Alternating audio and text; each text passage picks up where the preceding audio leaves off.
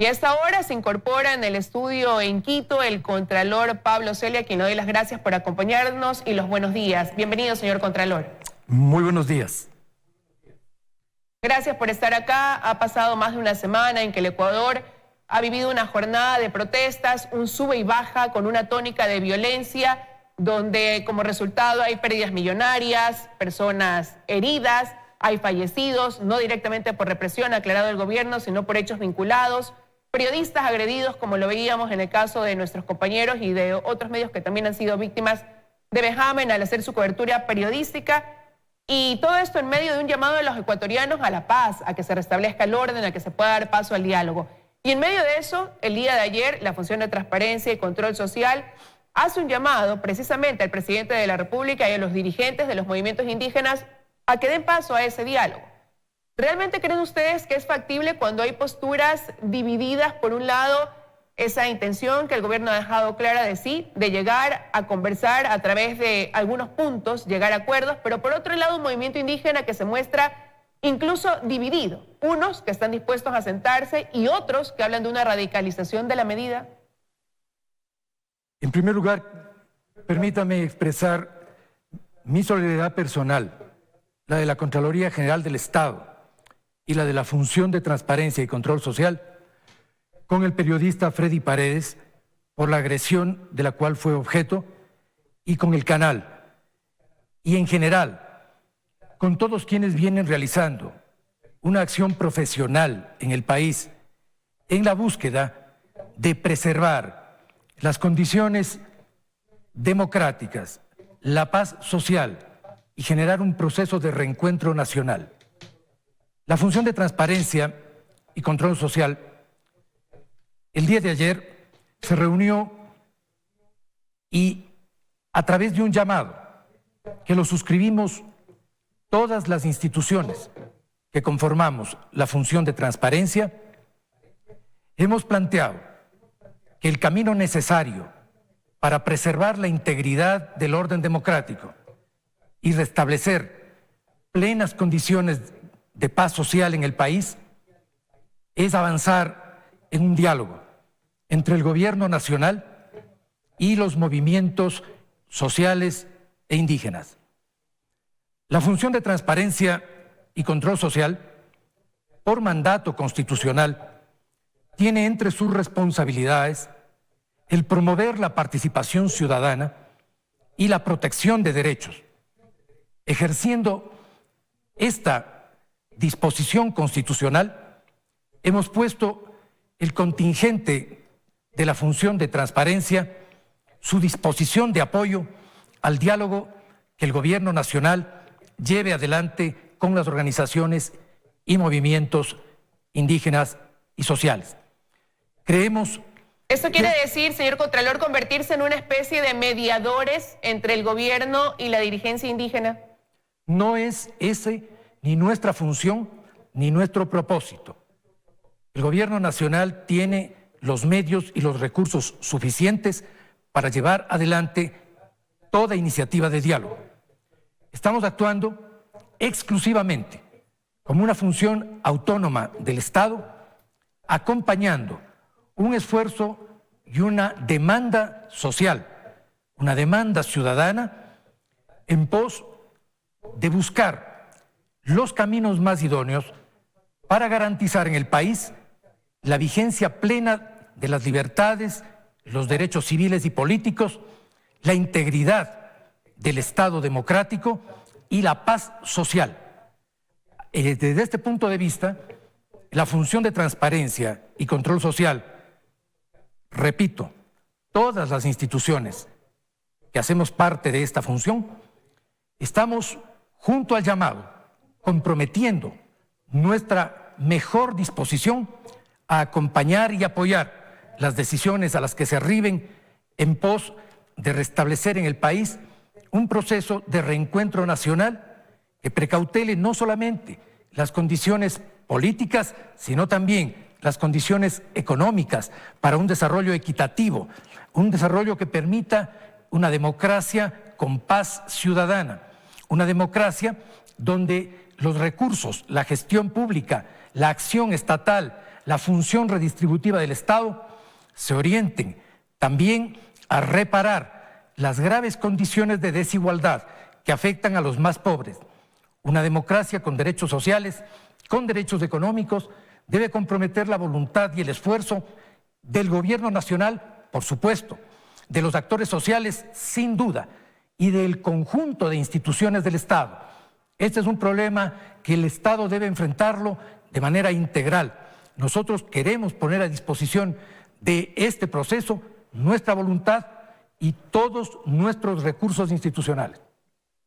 Ahora, y usted ha hablado, señor Contralor, de establecer caminos idóneos. ¿Cuáles serían estos, considerando que el gobierno ha hecho un planteamiento y una propuesta de partir este diálogo desde la base de 6 temas específicos con los movimientos indígenas?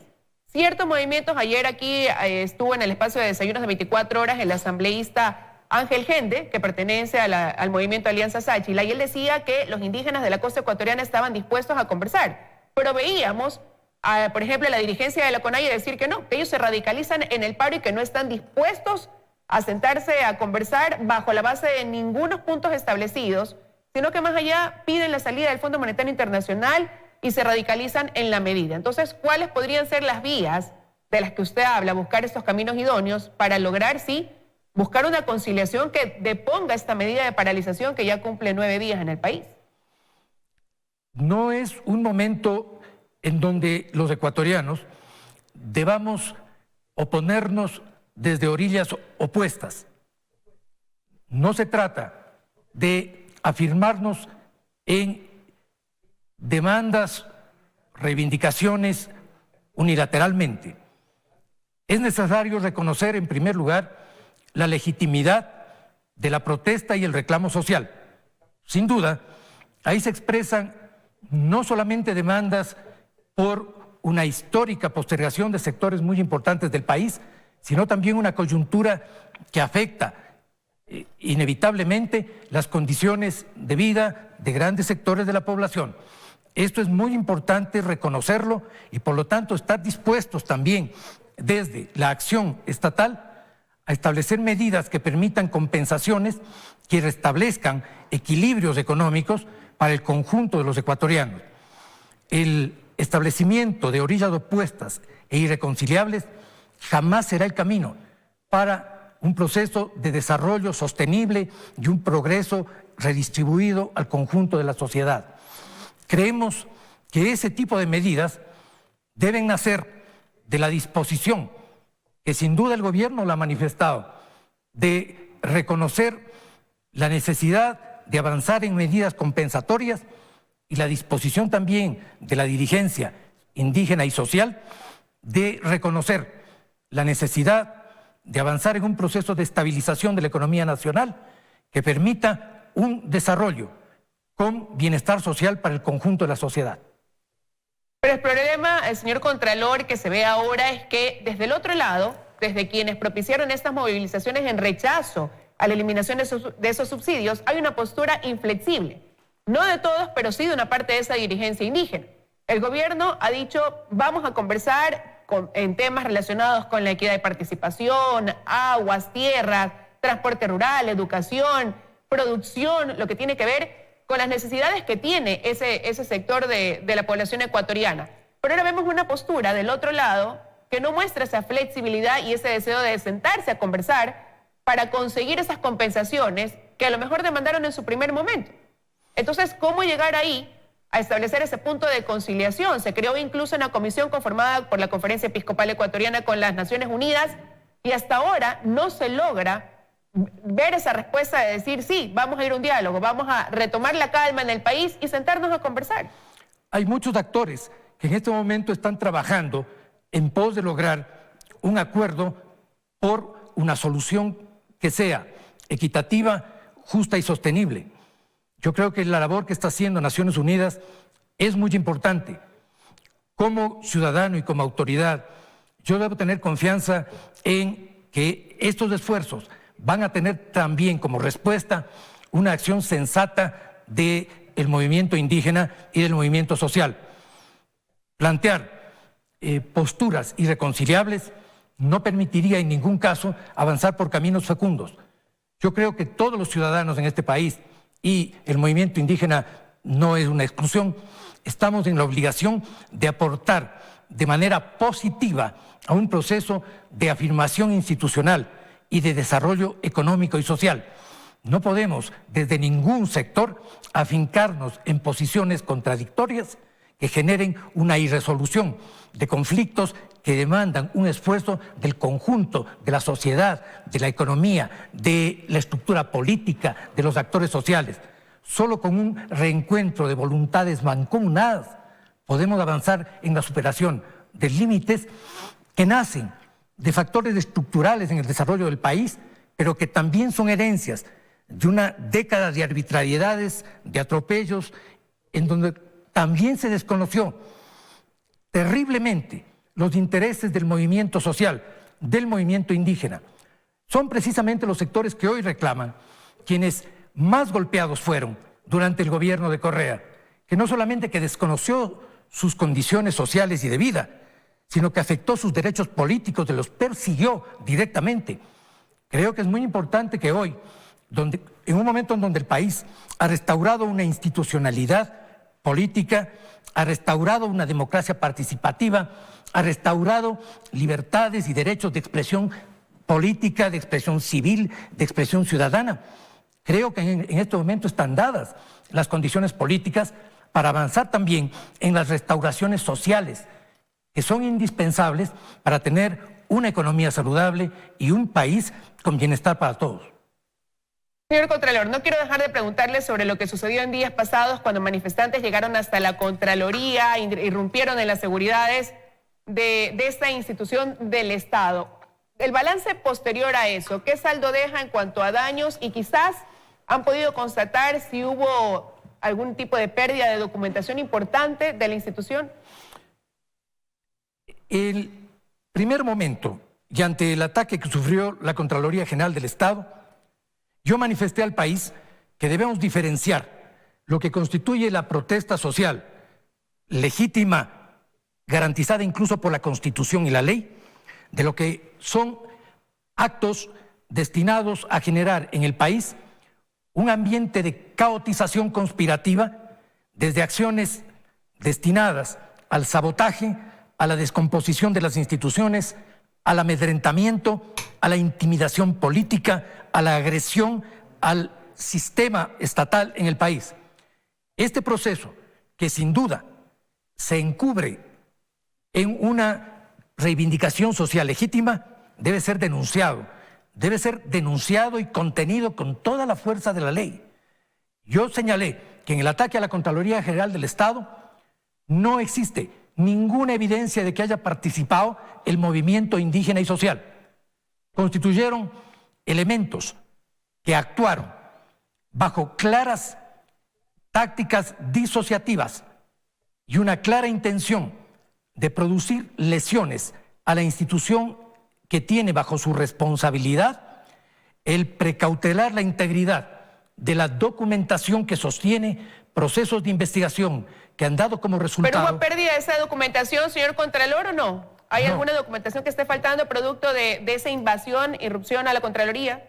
No, la documentación que está bajo custodia y responsabilidad de la Contraloría no ha sido afectada. Y no lo fue gracias a una actuación muy oportuna de los funcionarios de seguridad de la propia Contraloría que bloquearon los sistemas de acceso y de la Policía Nacional que actuó también de manera decidida, de manera inmediata, protegiendo la infraestructura de la Contraloría General del Estado. Yo he reconocido definitivamente, antes nunca habíamos visto dentro de una manifestación que agredan a la institución, a la Contraloría del Estado, lo que llama sin duda la atención. Sí, sin duda eso pone en evidencia que existen elementos interesados en aprovechar un ambiente de movilización y reclamo social para generar un conjunto de acciones que no pueden responder a otra intención que una conspiración para la desestabilización del orden democrático en el país. Lo venimos denunciando de manera permanente. Existen además constataciones internacionales del hecho. Hay llamados desde fuera del país, incluso de quien es el responsable del proceso de deterioro institucional que sufrió el Ecuador durante 10 años, para que se aproveche el escenario del reclamo social y se generen acciones disociativas para romper la integridad del Estado y la armonía social en el Ecuador. Eso lo hemos denunciado. El ataque a la Contraloría tenía ese doble propósito. Por un lado, apropiarse o destruir documentación que sostiene procesos legales en el Ecuador, pero también, por otro lado, abrir un ambiente de ataque a las instituciones, licenciar acciones agresivas contra la estructura política del Estado. Creo que si nosotros no advertimos lo que subyace detrás de estos actos denominados vandálicos, que en realidad son mucho más que vandálicos, son actos políticamente organizados para provocar una situación de subvertimiento del orden público en su conjunto. De eso se trató el ataque a la Contraloría. Por eso nosotros... Y eso lo ha sostenido... Lo han sostenido también desde el gobierno. Señor Contralor... Luis, por esa razón, por lo que acabo de mencionar, nosotros hemos sido enfáticos en diferenciar este tipo de actuaciones que además se han repetido en otras instituciones, como el intento de ataque a la Fiscalía, como el ataque a instalaciones petroleras, como el ataque a un cuartel militar en Quito, acciones que no tienen nada que ver con el reclamo social, que no tienen ningún asidero en la movilización indígena en el país, pero que sí buscan, como le decía, eso ha sido reconocido también y manifestado para generar un proceso disociatorio y violento. Temas que ya están investigando, se lo ha dicho así el gobierno nacional. Quiero agradecerle su presencia esta mañana, señor Contralor, aquí en esta emisión especial del Noticiero 24 Horas, aquí también formando parte del análisis de lo que sucede en el país. Gracias por habernos acompañado. Muchas gracias, Liz.